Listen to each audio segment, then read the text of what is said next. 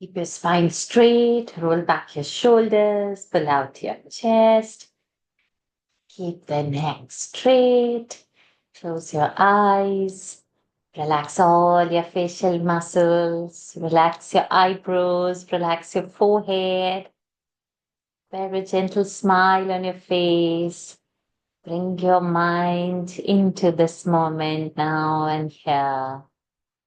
Take a deep breath in and exhale.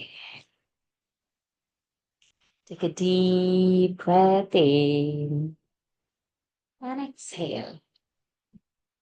Take a deep breath in, hold it there.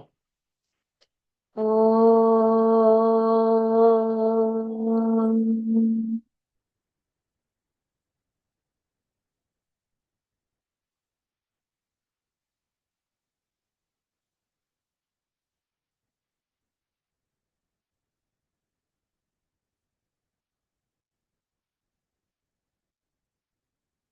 Om.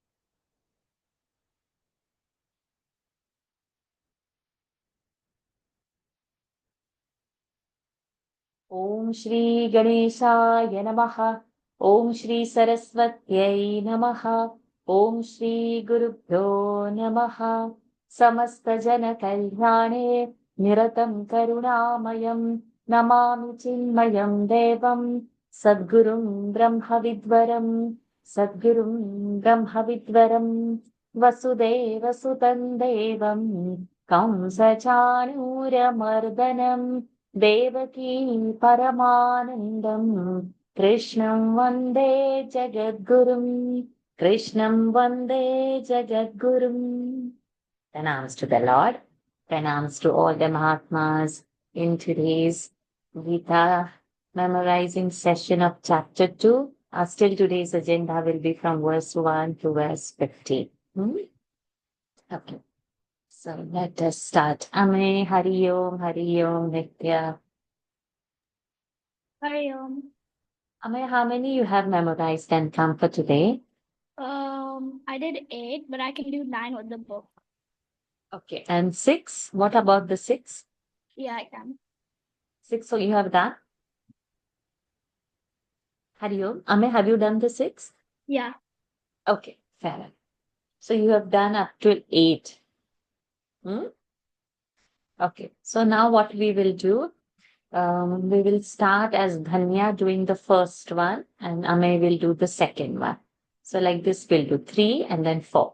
And when it will come to 8, after that Dhanya will say 9th and 10th and we'll pause like this. Okay. Start. ॐ श्री परमात्मने नमः। अथ द्वितीयोऽध्यायः साङ्ख्ययोगः। सञ्जय उवाच तं तथा कृपयाविष्टम् अश्रुपूर्णकुलेक्षणं विषीदन्तमिदं वाक्यम् उवाच मधुसूदनः। श्रीभगवानुवाच कुतस्त्वाकश्मलमिदं विषमे समुपस्थितम् अनार्यजुष्टमस्वर्ग्यम् अकीर्तिकरमर्जुन।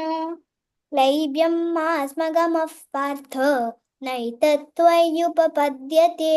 शूद्रं हृदय दौर्बल्यं त्यक्तोत्तिष्ठ परन्दप। अर्जुन उवाच कथं भीष्ममहं साङ्ख्ये Sankhya, द्रोणं no. Sankhya. It's not Sankhya. Sankhya. कथं भीष्ममहं सङ्ख्ये द्रोणं च मधुसूदन इषुभिः प्रतियोत्स्यामि पूजार्हावरिसूदन। पुरो न हत्वा हि महानुभावान् श्रेयो भोक्तुं भैक्ष्यमपि हलोके। हत्वार्थकामांस्तु गुरुरिहैव भुञ्जीय भोगान् रुधिरप्रदग्धान्। न Aha. न चैतद्विद्मः कतरन्नो गरीयः यद्वा जयेम यदि वा नो जयेयुः यानेव हत्वा न जिजीविषामः एव स्थिताः प्रमुखे धार्तराष्ट्राः। कार्पण्यदोषोपहत स्वभावः पृच्छामि त्वं धर्मसम्मूढचेताः यच्छ्रेयस्य निश्चितं ब्रूहि तन्मे शिष्यस्तेऽहं शाधिमान् त्वां प्रपन्नम् न हि प्रपश्यामि So, महापनुद्यात् Amay, don't say nahi prapashyami. Say na hip prapashyami, hip prapa. That's called dvitva. न हि प्रपश्यामि ममापनुद्यात् यच्छोकमुच्छोषणमिन्द्रियाणाम् अवाप्य भूमावसपत्नवृद्धं राज्यं सुरानमविजाधिपत्यम्। Very good. संजय उवाच एवमुक्त्वा ऋषिकेशं गुडाकेशः परन्दप न योत्स्यैति गोविन्दम् उक्त्वा तूष्णीं बभूवः तमुवाच ऋषिकेशः प्रहसन्निव भारत सेनयोरुभयोर्मध्ये विषीदन्तमिदं वचः Excellent. Well done. Well done. Amay, very well done. So now I'll ask individually and then we'll complete with both of you. Then I leave it to both of you whether you want to stay or you want to go. Okay. So let's start first with Dhanya. Okay. Kutastva.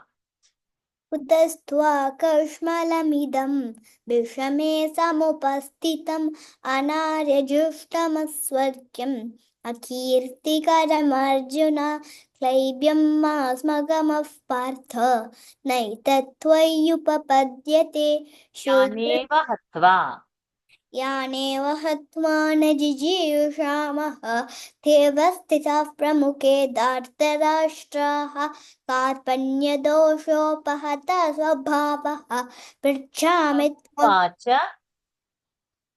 तमुवाच ऋषिकेशः प्रहसन्निव भारत सेनयोरुभयोर्मध्ये विषीदन्तमिदं वच Unayurubhayor madhye. रुभयोर्मध्ये विषीदन्तमिदं वचः Yatvottishtha. यत्सोऽतिष्ठ परन्दप Arjuna उवाच Fantastic. Well done. Well done. Arjuna उवाच कथं भीष्ममहं सङ्ख्ये द्रोणं च मधुसूदन ऋषभः प्रतियोत्स्यामि पूजार्हावरिसूदन Excellent. Excellent. You have done very well, and today your Mahapranas were very good. So, excellent. You have practiced well. So, if you want to wait, you can wait. If you want to leave, leave and come back again tomorrow. But, Hari Om sweet to Ame. Nachaitad. न चैतद्विद्मः कतरन्नो गरीयः यद्वा जयेम यदि भानो जयेयुः यानेव हत्वा न जिजीविषामः देव Prapashyami. न हि प्रपश्यामि Not nahi, not to do nahi. Nahi prapash. Hip. I like that sound has to come. न हि प्रपश्यामि महापनुद्यात् Mama panudyat. महापनुद्यात् Mama. ममापनुद्यात् यच्छोकमुच्छोषणमिन्द्रियाणाम् अवाप्य भूमावसपत्नवृद्धं राज्यं सुरानमपि चाधिपत्यम्। Ame, you are done very nice. But tomorrow when you come, can you memorize 9, 10 and come? Okay, I'll try.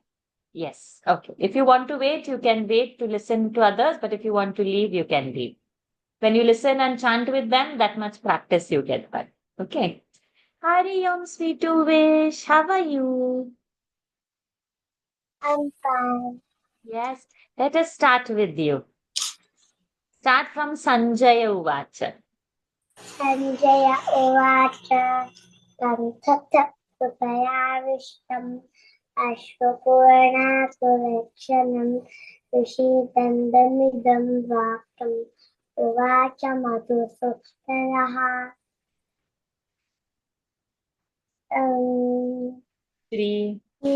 श्रीभगवानुवाच कुतस्त्वाकश्मलमिदं विषमे समुपस्थितम् अनार्यजुष्टमस्वर्ग्यम् अकीर्तिकरमर्जुन धैर्यं मास्मगमः पाठ नैतत्त्वय्युपपद्यते दक्षं हृदयदार्ढल्यं तप्तोतिष्ठपरन्तप।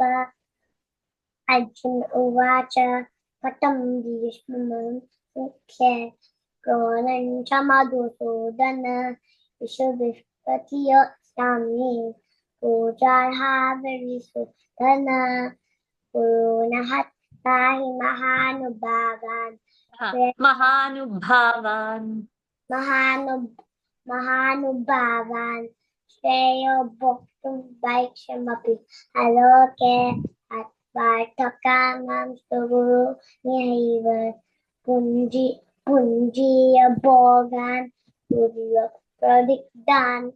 Excellent, Vish. Excellent. So I'm going to ask you only three times now. Okay, let's see. You should get it. I'm going to ask easy or should I ask difficult one? Difficult and Difficult. Oh my boy. I love you so much. Let's do the most difficult one then. Dronam cha. द्रोणं च Madhusudan Awesome. इषुभिः प्रतियोत्स्यामि पूजार्हावरिसूदन. My God. Let me do one more difficult one. Ashrupurna.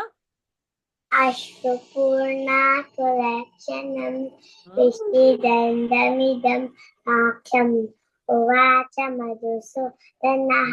Very difficult you're making easy. Now let me search where is the most difficult line. Pratiyotsyami. प्रतियोत्स्यामि पूजार्हावरिसूदन Then after that, पुनः that's correct. Oh my God. I searched three difficult ones and it's become so easy for you. Lovely Wish. Love you so much. You are well prepared. Come back tomorrow again and we'll do same something. I will study and come. What is most difficult for Wish? I'll find out and I'll come. Let's do a difficult one tomorrow. Okay. Hari Om, darling. Okay. Now, Hari Om. Hari Om. So now we will have between Nitya and Sanya. Okay. And first one will go to Nitya, second one to Sanya, and then we will alternate. Okay. Let us see. Shreyo Bhoktum. श्रेयो भोक्तुं भैक्षमपीह लोके हत्वार्थकामास्तु गुरूनिहैव भुञ्जीय भोगान् रुधिरप्रदिग्धान् न चैतद्विद्मः कतरन्नो गरीयः यद्वा Ashocyan. अशोच्यानन्वशोचस्त्वं प्रज्ञावादांश्च भाषसे गतासु न गतासूंश्च नानुशोचन्ति पण्डिताः न त्वेवाहं जातु नासं न त्वन्नेमे जनाधिपाः न चैव Tatha Dehantara. तथा देहान्तरः प्राप्तिः धीरस्तत्र न मुह्यति मात्रा स्पर्शास्तु कौन्तेय शीतोष्णसुखदुःखदाः आगमापायिनो नित्याः तां तितिक्षस्व भारत यं हि न व्यतयन्त्येते पुरुषं पुरुषर्षभ Klaibyam. क्लैब्यमास्मगमः पार्थ नैतत्त्वेयुपपद्यते क्षुद्रं हृदयदौर्बल्यं त्यक्तोत्तिष्ठ परन्तप. अर्जुन उवाच कथं भीष्ममहो सङ्ख्ये द्रोणं च मधुसूदन Avapya. अवाप्यवादां Avapya Bhuma. अवाप्य भूमा वसपत्नवृद्धं राज्यं I forgot the tune. Correct. You're doing it. Avapya Bhumavasapatnamruddham. अवाप्य भूमा वसपत्नवृद्धं राज्यं सुराणामपि चाधिपत्यं सञ्जय उवाच एवमुक्त्वा ऋषिकेशं गुडाकेशः परन्तप नयोत्स इति गोविन्दम् उक्त्वा तूष्णीं बभूवः Jijivishamaha. विजीविषामः ते वस्थिताः प्रमुखे धार्तराष्ट्राः कार्पण्यदोषोपहतः स्वभावः पृच्छामि त्वां धर्मसम्मूढचेताः ब्रूहि तन्मे ब्रूहि तन्मे शिष्यस्तेऽहं शाधि मां त्वां प्रपन्नं न चेतद्विद्मः कतरन्नो no. Shadhi mam tvam prapannam. Then? न हि प्रपश्यामि ममापि Correct. Good. Both of you have well done. Well done. If you want to wait, can wait. If you want to go, can go.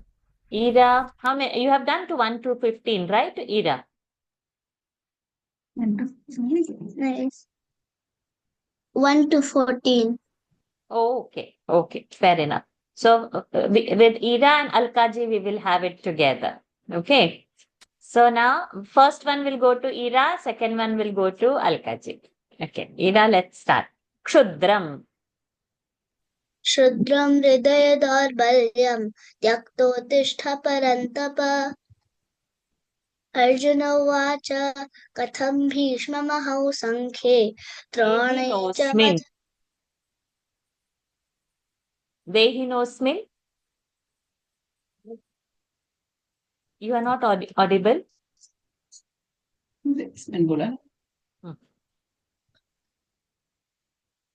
Dehinosmin. Sorry. Not audible.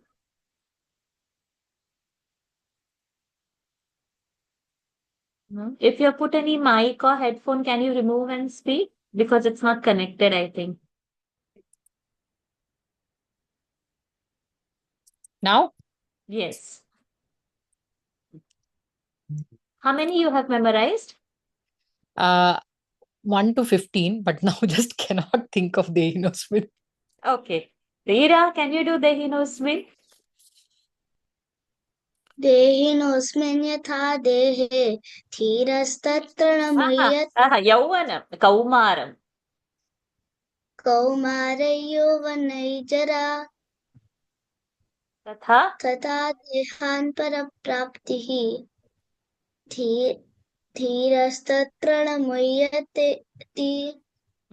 मात्रा स्पर्शास्तु कौन्तेय शीतोष्णसुखदुःखदाः आगमा पाहिनो नित्याः तान् तितिक्षस्व Bharata. Awesome. Then, Yamhina, try. I don't know. Yes, because it is the 15th one. You have said you have done till 14. I was just trying that maybe it's there somewhere. Okay. Alkaji. Guru Nahatva. गुरून् हत्वा हि महानुभावान् श्रेयो भोक्तुं भैक्ष्यमपीह लोके हत्वार्थकामांस्तु गुरूनिहैव भुञ्जीय भोगान् रुधिरप्रदिग्धान् न चैतद्विद्मः कतरन्नो गरीयः यद्वा जयेम यदि वा नो जयेयुः Shidantam. विषीदन्तमिदौ वाक्यम् उवाच Madhusudan. And one more Vishidantam. विषीदन्तमिदौ वचः. Excellent. After that? Shri Bhagavanuvacha. श्रीभगवानुवाच अशोच्यानन्वशोच्यस्त्वं प्रज्ञावादौश्च भाषसे गतासु न द्रोणं च मधुसूदन इषुभिः प्रतियोत्स्यामि पूजार्हावरिसूदन गुरून् हत्वा हि महानुभावान् श्रेयस्यात् यच्छ्रेयस्यानिष्टितं ब्रूहि तन्मे शिष्यस्तेऽहौषादि मां त्वां प्रपन्नं न हि प्रपश्यामि मपापनुद्यात् Prapashyami. What is the pronunciation? Nahi prapashyami. न हि प्रपश्यामि ममापनुद्यात् यच्छोकमुच्छोषणमिन्द्रियाणाम् Alkaji, Dehinosmin. Dehinosmin. Dehinosmin, are we talking about verse 12, is it? 13. Wow, I just cannot remember. Okay. Dehinosmin yatha dehe Oh, yeah. Sorry, Kaumaren. sorry. देहिनोऽस्मिन्यथा देहे कौमारं यौवनञ्जरा तथा देहान्तरप्राप्तिः धीरस्तत्र न मुह्यति मात्रा स्पर्शास्तु Kaunteya शीतोष्णसुख Yadvajayem. Huh? No, no, for ira. Okay. Yadvajayem. यद्वा जयेम यदि वा नो जयेयुः यानेव हत्वा न जिजीविषामः तेव स्थिताः प्रमुखे धार्तराष्ट्राः Ira, you are excellent. Perfect. Your memory, everything, pronunciation, very good. If you want, you can wait. If you want to go, you can go. But Alka ji will continue some more time and Nikita ji will join. So first one for Alka ji, second one for Nikita ji. Katham Bhishmam. Alka ji. Katham कथं Bhishmam. भीष्ममहं सङ्ख्ये द्रोणं च मधुसूदन इषुभिः प्रतियोत्स्यामि पूजार्हावरिसूदन Ashochyam. You are not audible. If you have plugged in any mic or something, remove that. Hari Om Yes, now audible. अशोच्यानन्वशोचस्त्वं प्रज्ञावादांश भाषसे गतासो न गतांसूंश्च Not gatam. Gatasuna, gatasusha. No, no anuswaranta. Okay गतासो न गतासूंश्च नानुशोचन्ति पण्डिताः न त्वेवाहं जातु नासं न त्वं नेमे Yat जनाधिपाः shreyasyat. यच्छ्रेयस्यान्निश्चितं ब्रूहि तन्मे शिष्यस्तेऽहं शाधि मां त्वां प्रपन्नं न हि प्रपश्यामि ममापनुद्याद् यच्छोकमुच्छोषणमिन्द्रियाणां Tatha dehantara. तथा देहान्तरः प्राप्तिः Tarap धीरस्तत्र prapti. Not taras. There is no visarga. Tarap prapti. Dehantara. Dvitva. तथा देहान्तरप्राप्तिः धीरस्तत्र न मुह्यति मात्रा स्पर्शास्तु कौन्तेय शीतोष्णसुखदुःखदाः आगमापायिनो नित्याः तां स्थितिक्षस्व भारत यं हि न व्यथयन्ते Avapya. अवाप्य भूमा वसपत्नमृद्धं राज्यं सुराणामपि चाधिपत्यं न चैतद्विद्मः कतरन् No, no, no. Adhipatyam. Number 8 slok it is. अवाप्य भूमा वसपत्नमृद्धं राज्यं सुराणामपि चाधिपत्यं सञ्जय उवाच एवमुक्त्वा हृषीकेशं गुडाकेशः परन्तप न योत्स्य इति गोविन्दम् उक्त्वा तूष्णीं न बभूवः चैव न भविष्यामः. न चैव न भविष्यामः न चैव न भविष्यामः सर्वे वयमतः परम् देहिनोऽस्मिन् यथा देहे कौमारं यौवनं जरा तथा प्रज्ञावादांश्च. प्रज्ञावादांश्च भाषसे गतासु न गतासूंश्च नानुशोचन्ति पण्डिताः न अकीर्तिकर. अकीर्तिकरमर्जुन क्लैप्यं मास्मगमः पार्थ नैतत्त्वय्युपपद्यते क्षुद्रं हृदय दौर्बल्यं त्यक्त्वोत्तिष्ठ शीतोष्ण. शीतोष्णसुखदुःखदाः आगमापायिनो नित्याः तां स्थितिक्षस्व भारत यं हि न व्यथयन्त्येते पुरुषं पुरुषर्षभ समदुःख प्रतियोत्स्यामि. इषुभिः प्रतियोत्स्यामि पूजार्हावरिसूदन गुरून् हत्वा हि महानुभावान् श्रेयो भोक्तुं Good. भैक्ष्यमपि लोके Well done. Well done. Excellent.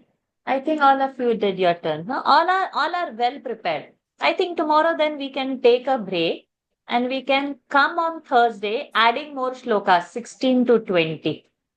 This much part is good. All have done very nicely. So we will do on Tomorrow is Wednesday, not on Wednesday. On Thursday we meet. Thursday and Friday, both we will do up till 20, 1 to 20. Okay? Ira, you will memorize and come because now you've got a break. Possible, right? Ira, you've done 14. So today you do another 2 or 3. Tomorrow you do another 2 or 3. Possible, right? Yes. Yes, that is my power girl. Yes. So on Thursday we will meet then. Okay. Let's end today's session.